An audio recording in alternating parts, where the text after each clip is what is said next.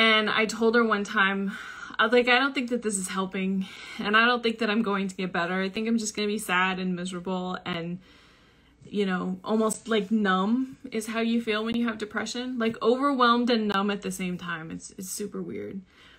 But I told her, I'm like, I don't think that I'm going to get better. I think it's just going to be like this forever. And she's like, I know that you are going to get better. And I'm like, well, how do you know that? You don't really know that. She's like, I have had so many people sit in the same chair that you're sitting in who have felt the same way, who've told me the same thing, and they get better. Every single one of them gets better. So of course you're going to get better. And just because you feel really bad right now doesn't mean that you're always going to feel that way.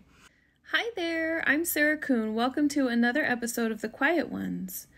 So I mentioned last week that I've been struggling with burnout for a while, and thankfully it's getting so much better than what it was before. It was rough for a couple of weeks, but I really just took some time to rest and recoup, try to feel the feelings that I was going through. And I did that for about a week solid. And by the end of that week, I was feeling like I didn't want to feel that way anymore. I wanted to do something different. And so I decided that I would reorganize some of the space in my house. And organizing is really one of the things that I like a lot. I'm really good at it, and it makes me feel a lot better when everything is clean and neat and put in place. And usually when I'm struggling with like burnout, depression type feelings, those are the things that get neglected the most. But those are also the things that are the hardest to start doing again, because once you've lost control of your space, it takes so much effort to get it back to being clean and organized again. But I thought last week, okay, I'm ready to do this. Let's just get it done.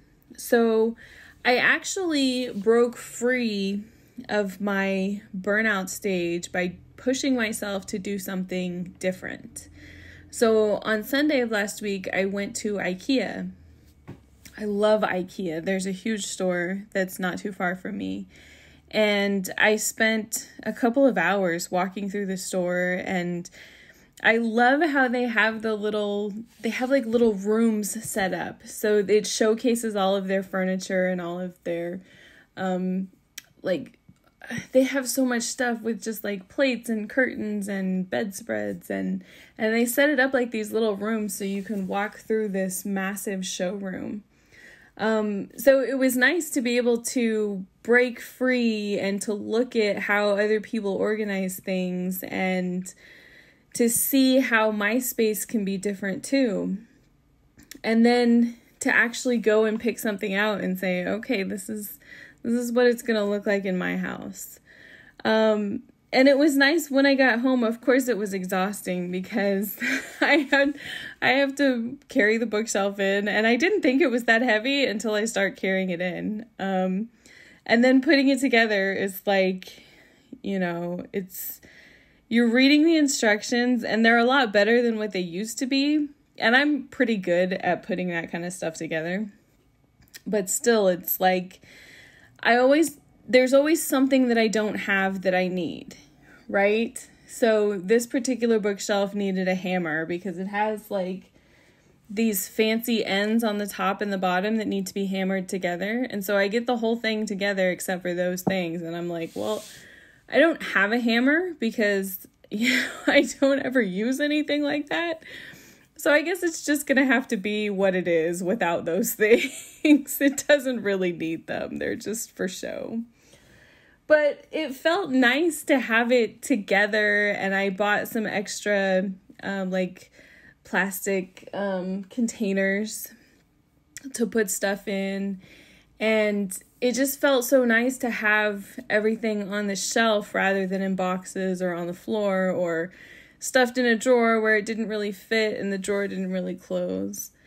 And it was like this inspiring thing that's like, it was this kind of big but kind of small accomplishment, but it made me feel good to actually do something because it had been a while since I had done something. So then that inspired me to organize my kitchen and then spend some time on my bedroom and a little bit of time in the living room too. And then I felt like finally my energy was changing and I didn't feel so burnt out anymore. I felt hopeful. I felt ready to try something new. And I'm sharing all of this with you because it feels like such a huge breakthrough for me. In the past, when I hit burnout stages, I could be that way for 6 months. I mean, the previous burnout that I went through was at least 6 months. So to have such a huge turnaround in just like a week was massive for me. To go from being angry and stressed and like this weird combination of angry and like numb, feeling like I just didn't want to do anything and there was no hope and I couldn't make it through. Going from that to, okay, there's hope. I can do this. I need a new project. I'm ready to go do something else.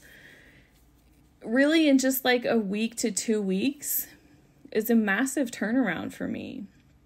And I'm so excited that I've narrowed that time down so much because I don't want to spend 6 months feeling awful anymore. I don't want to do that.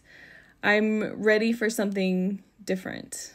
I want it to be, I know that you can't avoid those feelings altogether, but I want to spend the least amount of time as possible feeling those feelings, feeling through them, and moving on to something else. So I just wanted to share that with you. And I wanted to let you know too, that if you're going through feeling burnt out, feeling numb, feeling anxious, feeling depressed, I want you to know that there's hope, that it will get better. Sometimes you just have to sit with the negative feelings and feel through them in order to get through the positive feelings. And if you're feeling like you're ready to move on, if you don't want to, or if you feel like you're done feeling those feelings, try organizing your space a little bit. And it doesn't have to be your whole house or your whole bedroom. It can just be one space. It can be one bookshelf or even a part of a bookshelf. Just something that'll give you a quick little win that will help you feel accomplished and will give you something to focus on, something to think about, which I really think is a large part of the problem. I wrote a blog post about it this week called How to Conquer Anxiety by Organizing Your Life. You can find it at infjwoman.com/conqueranxiety, and I'll put the link for it in the show notes. But I shared my own personal pictures from my house. The shelf is the first one that I was talking about, and then I got some other things as well when I was at IKEA. There's so many cute little things that they have that's like I couldn't resist organizing my kitchen drawers and my desk drawers. It's nice to have everything in place for sure. So you can check that out on my blog. There's a couple of other things that I wanted to tell you about real quick before we get started with today's show. The first one is I'm doing a workshop this Thursday that's called Attract to Your Dream Job. There's so many people who tell me that they hate their job, and believe me, I've been there. It is so difficult going to a job that you hate every single day and feeling like there's no hope, feeling like you just stuck there and you just have to do that for the rest of your life because you need money, right? You can't live without money. I've been there. I've done that for years and years and years. And it makes such a huge difference when you find something to do that you feel like is your purpose and you know that it's the right thing for you. And not only do you know that it's your purpose, but you feel lit up every time that you do it. And it doesn't even feel like work because it's so much fun and it just makes you feel so great. So if you're struggling with the job that you have and you're looking for a new thing that you want to do, this workshop is absolutely perfect for you. I'll be hosting it live this Thursday, which is October 21st at 12 p.m. Eastern Time. You can also catch the replay later if you can't make it live.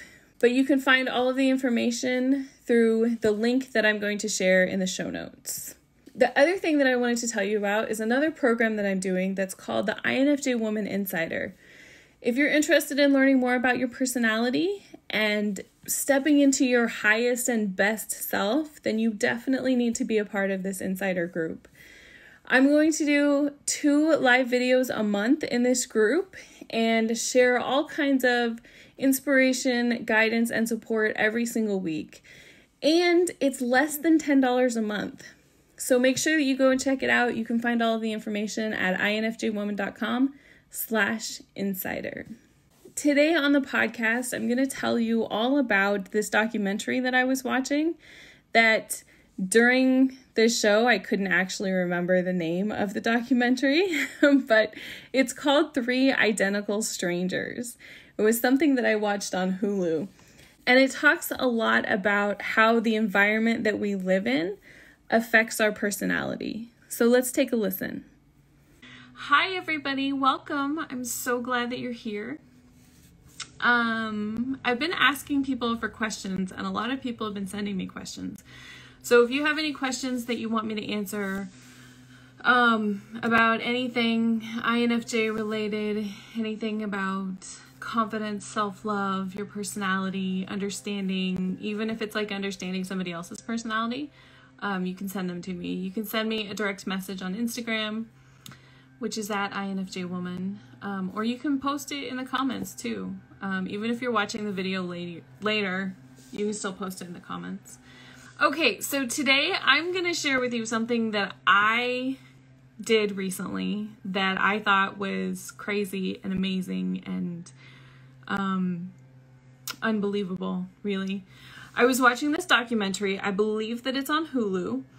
I think it's called 3 Identical Twins. I was going to look at the title, but of course I forgot.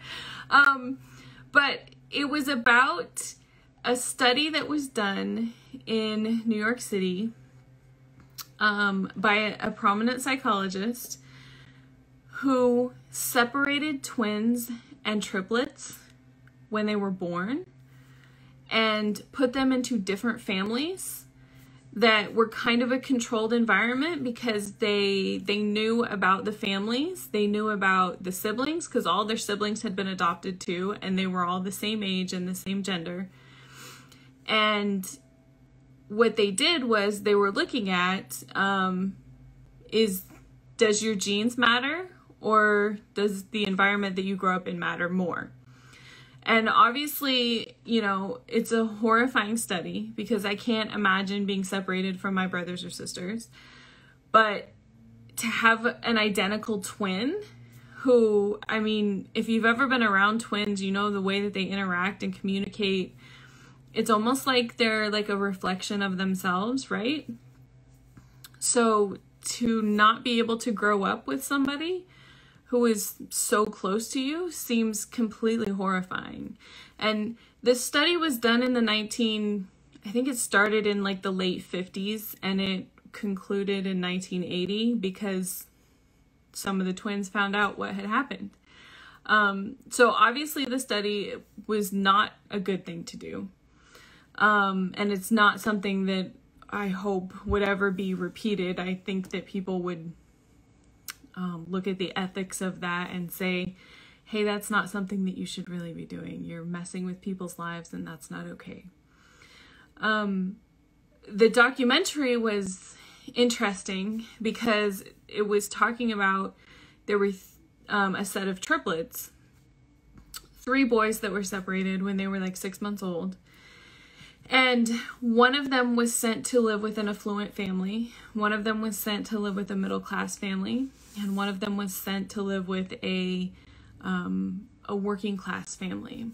So all 3 of them had different circumstances. And they all had an older sister who was like 3 years older than them, I think, who was also adopted.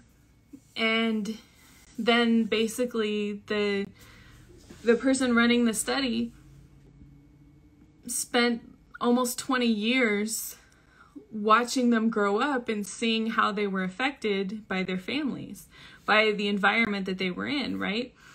And they knew some of the history of their genetics as well. So these triplets, their biological mother had a history of mental illness problems. She had depression and had been treated for it, but they didn't know like how bad it was. And of course, the treatments that they had back then were a little bit different than what they have now. I forget if they said that she was in an inpatient psychiatric facility for a little while, but back then that was a common treatment for depression. So basically what they were talking about in the documentary is how the triplets grew up and how each one of them had problems with depression, and two of them actually spent time in mental health facilities because of their depression was so bad. And one of them, unfortunately, one of them died by suicide when he was 33. So they were all reunited when they were 19. They found each other and they were looking at all of their similarities, and so they found a lot of similarities. They all had the same facial expressions, they had the same, obviously the same voice, the same mannerisms. They smoked the same kind of cigarettes. They were attracted to the same kind of women.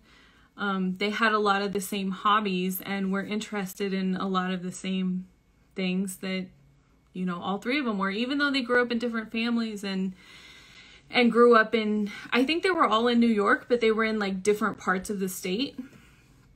And they all had different opportunities because obviously their families had different amounts of money. But when they first reunited, they were focused on all of their similarities. And so they found all of these things that were so similar about them. But then as their time went on, they started to notice some of the differences.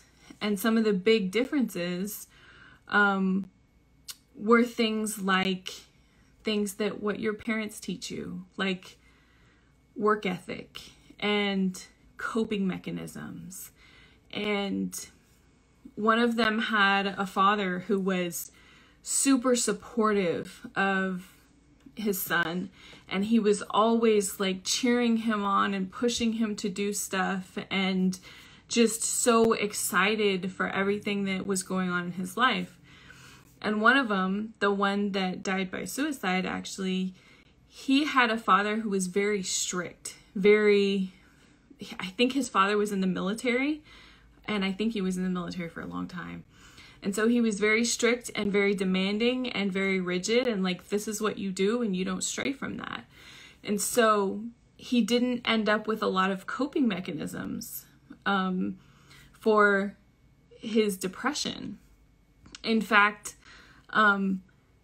he didn't have a lot of like the moral support that his brothers had, because his father was just so different than the other ones. And even the one that grew up in the most affluent family, his father was, I think he was a doctor. And so he wasn't around a lot because he was busy, but when he was around, he was supportive and he was there, you know, and he was supportive and kind of like a cheerleader as well. Not so much as the one that was like the great cheerleader. And the funny thing was, the one that was like the great cheerleader was the poorest of them. So the one that came from the poorest family actually had the best outcome because his parents were so supportive of him and instilled in him beliefs in himself and confidence and self-love and all of these types of things that are so important. And I thought the documentary was so interesting because even though the study in itself was completely horrifying, right? We can all agree that children shouldn't be separated and studied like that. And there's no way that a 6-month-old baby can give consent for something like that, right? But it was interesting because a lot of times we think that all of our problems in life will be solved if we just had more money. And we think that if we just had more freedom, that everything would be okay, especially when we're young, you know, like sometimes our parents are incredibly strict. Sometimes they just won't let us do what we want to do. And sometimes, you know, we think if I just had exactly what I think that I want, if I had more money, if I had a better education, if I had more things like a nicer car, a nicer house, all of these things, you know, then I would be happier. That's everything that I need, right? And you see these studies and it's like, that's not what makes you happy. That's not the things that you need. And it's kind of like, I think they call it cognitive dissonance. It's like when you are faced with a piece of information that is contrary to what you believe, then you don't really know what to do with it. And your brain kind of like freaks out for a while because you have this belief, right? Of if I had more money, I would be happier. All of my problems would be solved. If I had a nicer car, if I had a nicer house, all of my problems would be solved. Everything would be better, right? That's your belief. And then you see the study that says money doesn't make you happy. And you're like, oh, I feel like Gabby from Desperate Housewives, which was one of my favorite shows. There was a line on the show one time where somebody told her that money doesn't make you happy. And she was like, that's just a lie that we tell to poor people to keep them from rioting. And I'm like, yes, that makes sense, right? But then you see all of these studies and they're like, no, money really doesn't make you happy.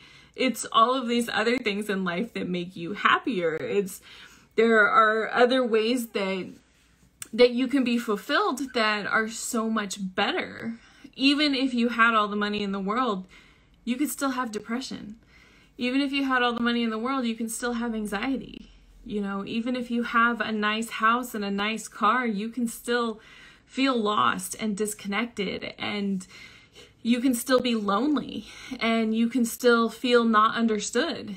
In fact, it might even be worse because then you have all this guilt of like, I should be happy, but I'm not happy. That was the way it was for me when I was in this job that at the time I would have told you was my dream job, right? And so I should have been happy. I worked 10 years to get that job and I was doing everything that I said that I wanted to do. And then I was incredibly miserable. And so I would call my parents and my friends and I would want to complain, you know, because I was miserable and they didn't want to hear it. They would tell me things like, you're just living the dream and you shouldn't be complaining. Like you should be happy. And so then not only did I feel miserable and lonely and completely disconnected from everything that made me feel good, I also felt guilt on top of all of that. And I felt shame because it was like, maybe I just don't know how to be happy. Maybe that's the problem. That even if I have everything that I want, I don't know how to be happy. And as terrible as that was to go through, I don't wish anybody to have to go through that. It was actually the thing that I needed that got me started looking for understanding and for, you know, what is happiness and where do you get it from? Where does it come from? That was when I found my personality type and I found so much understanding in that. There'd never been anybody in my life that told me that it was okay to want to stay at home rather than go out with my friends. In fact, it had always been a huge problem that I didn't have a lot of friends. And that was always something that was like, this needs to be fixed. And I got to a point, especially after I found out my personality type, I was like, why does it need to be fixed? Maybe I'm one of those people who just has 3 friends and that's totally fine. And maybe those 3 friends all live in a different state than I do. Some of them live in a different country. And I don't need to see them all the time. You know, if I want to see them, we can jump on Zoom or FaceTime, or we can just text. And that's totally cool too. One of my friends used to send me voice messages. And I was like, this is super weird, but then it's also really cool because you feel more connected, right? And then since the pandemic has happened, people are more comfortable now with like video calls and Zoom calls. And as much as I hate being on video, which I do a lot, it feels so much better to be able to see people, to connect with them, right?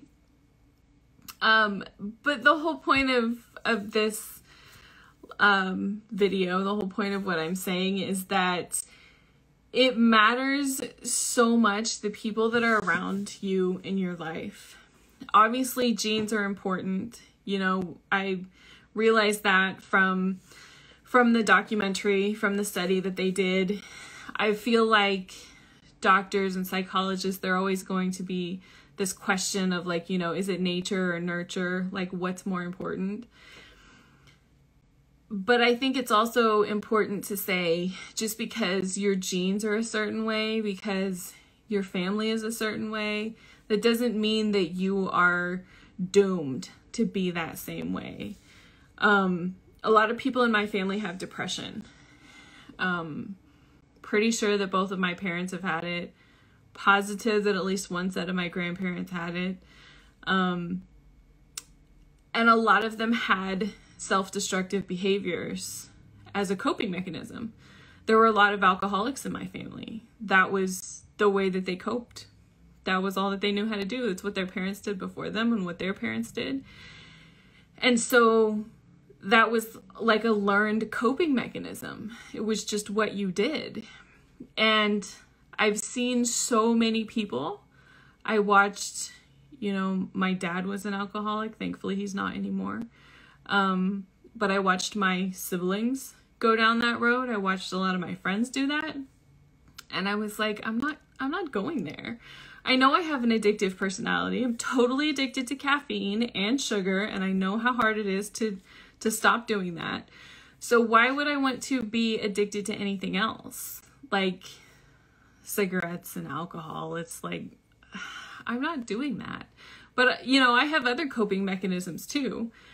I have an eating disorder, which is a coping mechanism for depression.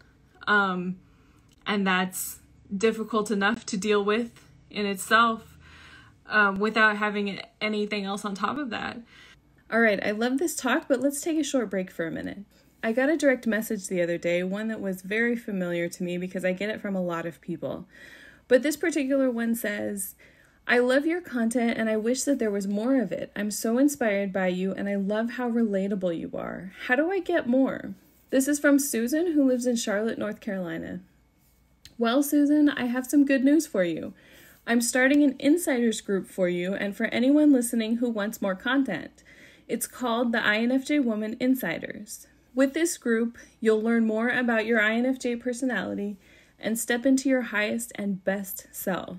You'll get at least 2 videos every single week from me, full of inspiration, guidance, and support. You'll also get 2 live videos a month where I show up to answer your questions and give you support and coaching. I'm also including exclusive access to behind the scenes of what's going on in my business and my life each and every week. If you want me there with you like a cheerleader and a coach, you'll want to become an insider. The INFJ Woman Insiders group is only $9.99 per month, and it's month to month, so you can cancel anytime. I'm here to support you in rising to your highest and best self. Are you ready? Let's go! Go to infjwoman.com/insider to sign up today. And if you sign up by the end of this week, I'm going to include access to my workshop called How to Go From Overthinking to Doing, absolutely free. Go to infjwoman.com/insider to sign up now. So I think that it's important the choices that you make. So like I was saying, you can have a certain set of genes, like maybe everybody in your family has depression, but that doesn't mean that you have to deal with it the same way that they did. You know, maybe you're still going to get it, but that doesn't mean that you have to go down the same road that they did. And just because your family didn't teach you the right type of coping mechanisms, maybe they weren't supportive like they should have been. Maybe your parents aren't cheerleaders. Maybe they're not supportive of what you do. That's okay.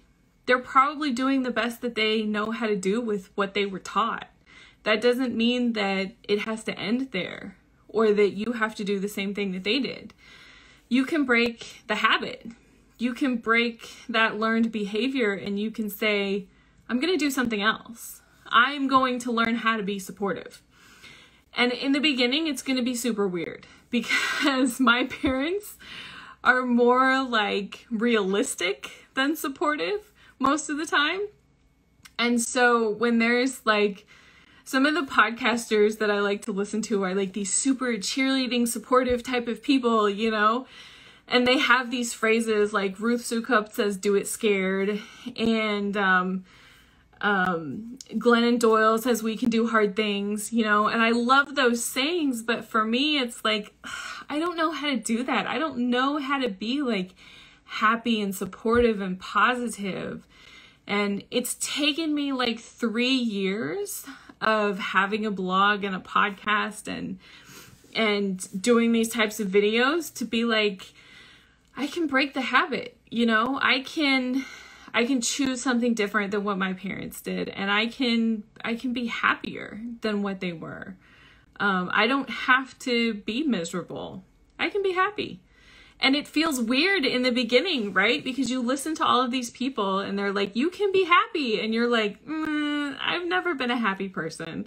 I've always been like a realistic person. I've always been one of those people who's like, I'm not happy unless I have 5 things to complain about. And most people think it's funny, but it used to be like so true. Like, it reminds me of the TV show Frasier. I don't know if you guys ever watched it. But Frasier and his brother Niles, they used to go out to dinner and they would go to these fancy, lavish dinners, right? And when they would come home, their dad, who was like this retired police officer, was more like this, you know, down-to-earth type of guy.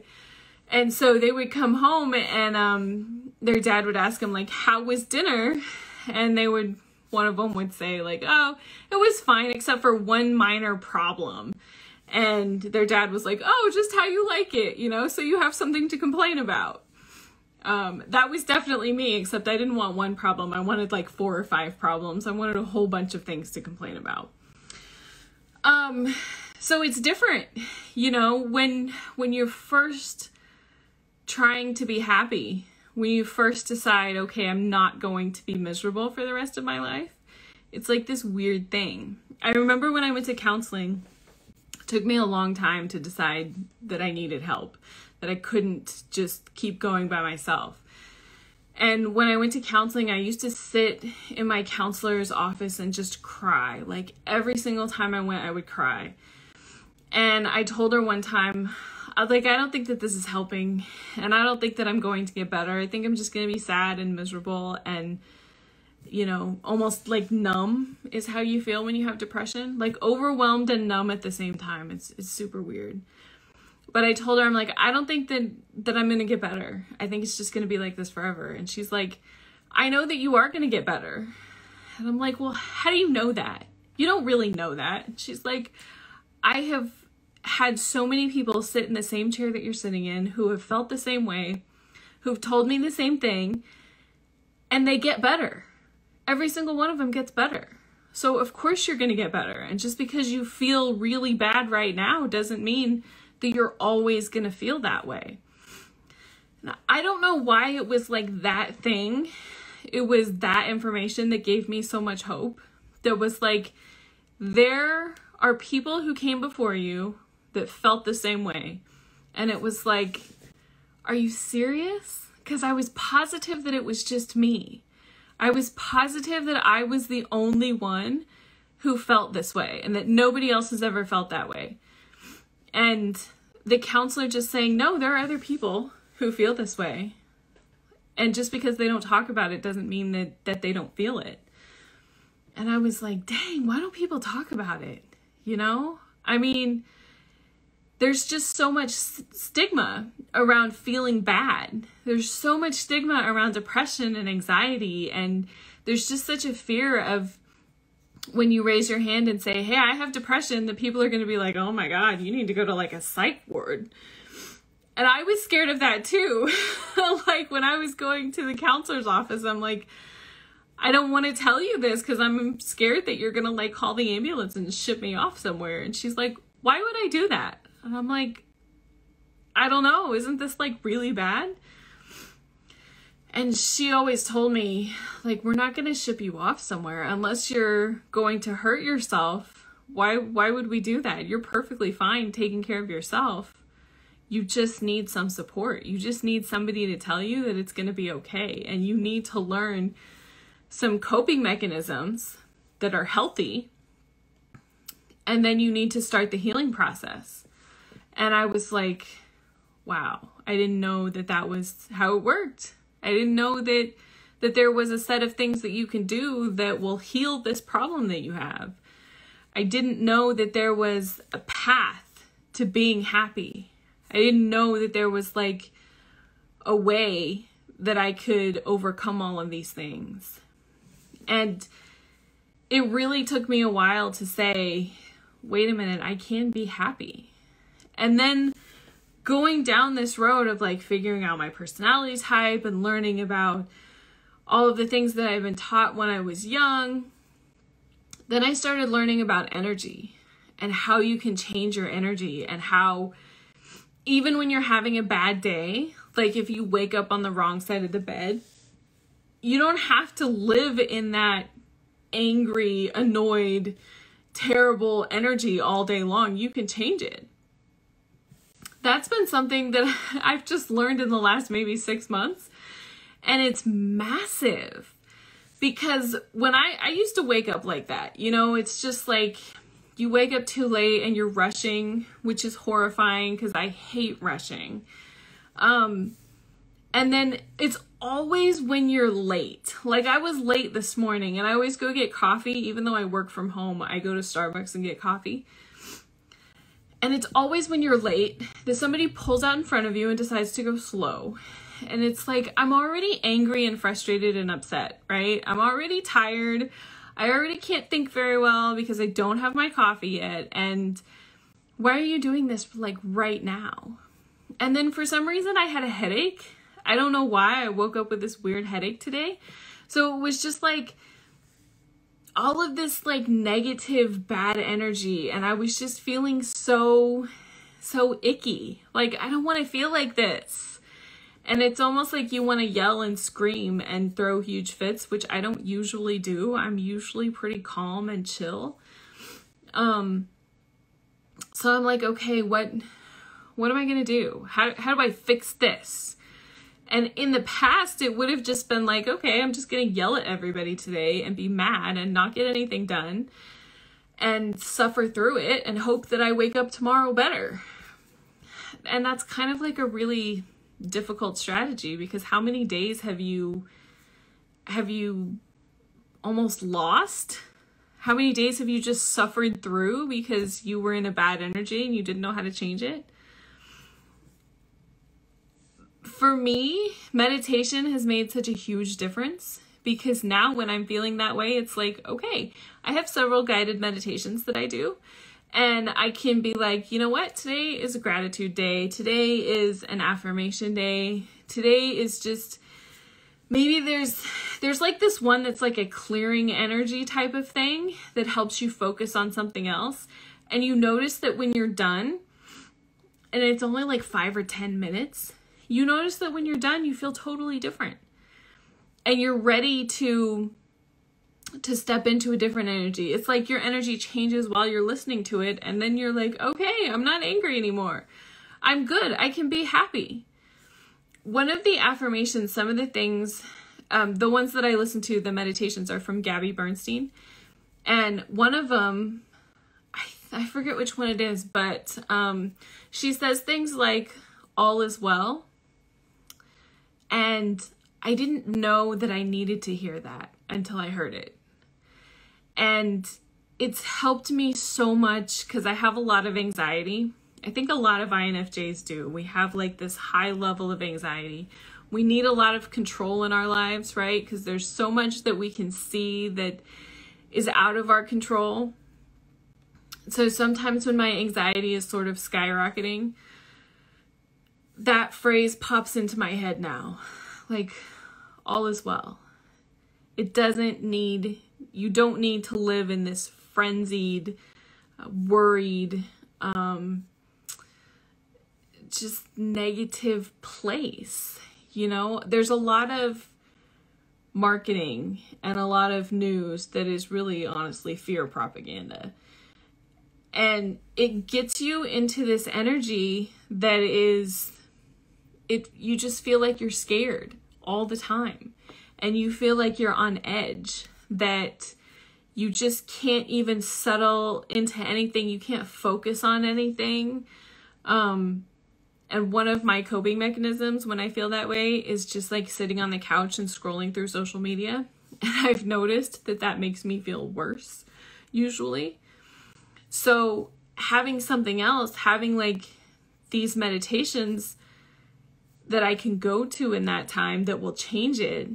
And then not only just the 5 to 10 minutes a day that I do them, but also remembering those things throughout the day. So when I feel those terrible feelings, you know, when I get stuck in that anxiety cycle, those things usually pop into my head, like all is well. Everything's going to be okay. It's okay to be happy.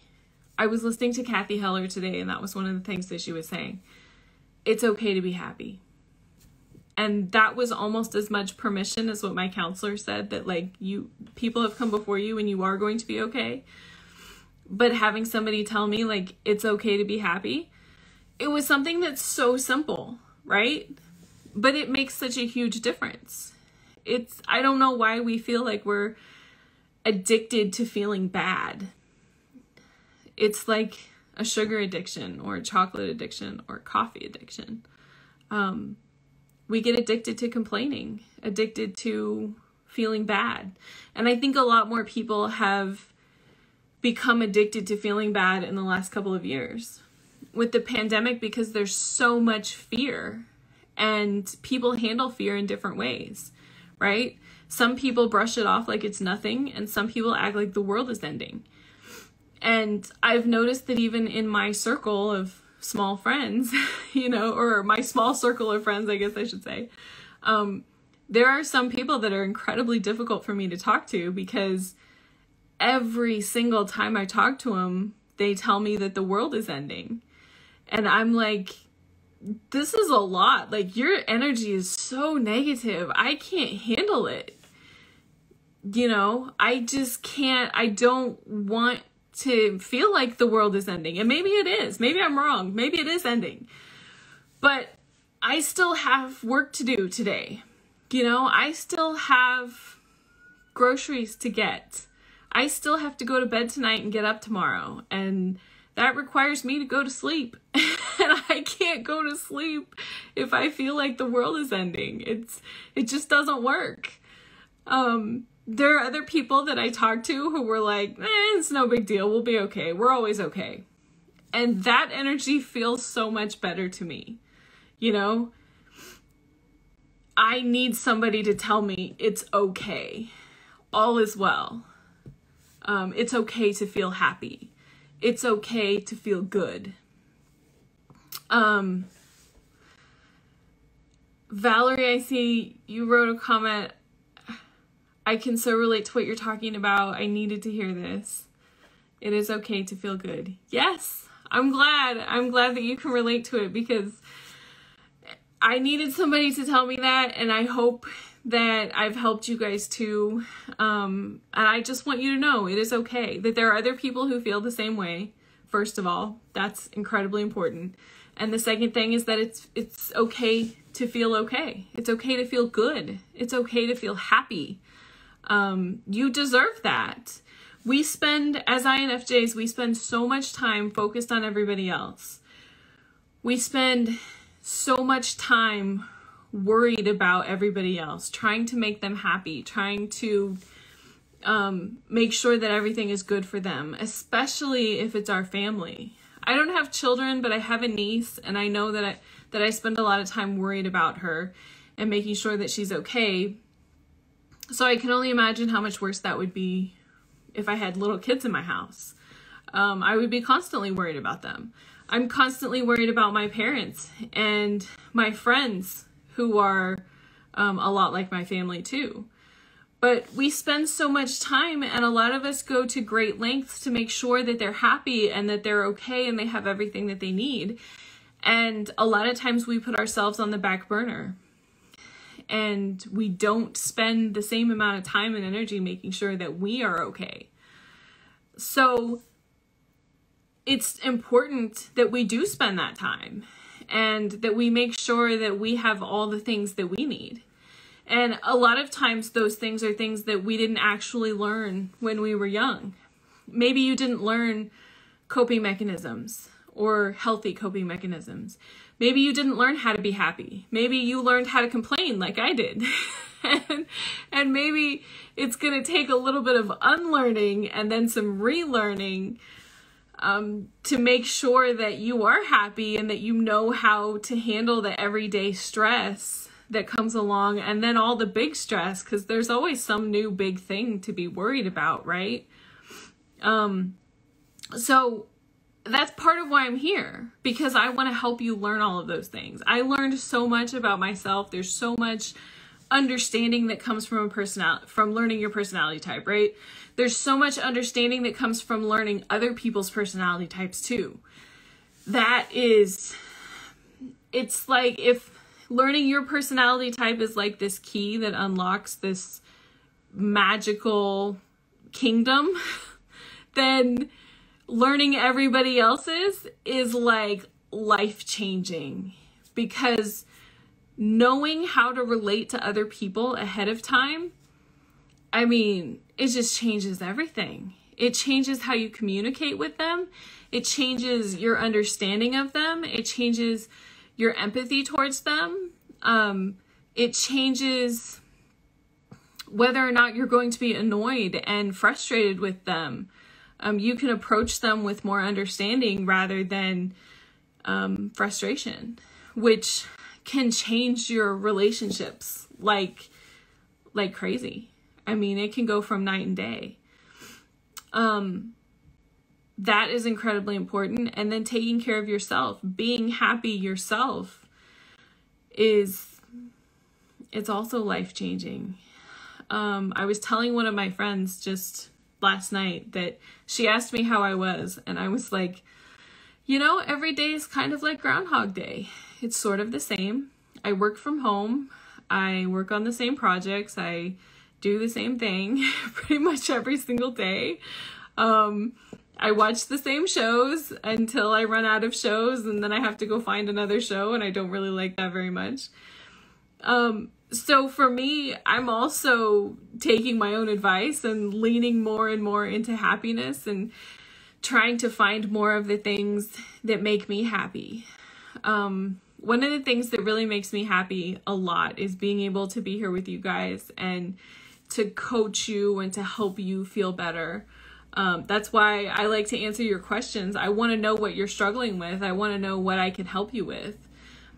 I want to know so much of what I've learned. It's like I know it, and so I just feel like other people know it. So a lot of the questions that I get asked are a lot of basics, which is good because I need to know that people don't know the basics, and you need to learn more about the basics, and that's perfectly fine. So that's why I ask people questions, like, what do you want to know about? Because I want to be able to help you with all of those things. All right, before we go, I just wanted to remind you about the Attract Your Dream Job workshop that I'm doing this Thursday. Make sure that you check it out. There's a link for it in the show notes. Also, if you're thinking about being a part of the INFJ Woman Insider Group, this week you definitely want to get in on it because there's a special bonus. If you join this week, I'm giving you a free workshop, which is how to go from overthinking to doing. So if you're thinking about that, make sure that you get in on it. You can find all of the information at infjwoman.com/insider. Thank you so much for listening to the show. I really appreciate every single one of you. We've recently hit 150,000 downloads, and it's just mind-boggling for me to think that there are 150,000 downloads. I just really appreciate every single one of you. It means so much to me. I'm so glad that you enjoy the show and that you get so much from it. Thank you again for listening, and I will see you again next week. So you just watched that video, and I'm sure you enjoyed it. If you want some more amazing information about INFJs, check out these videos right now. I'll see you there.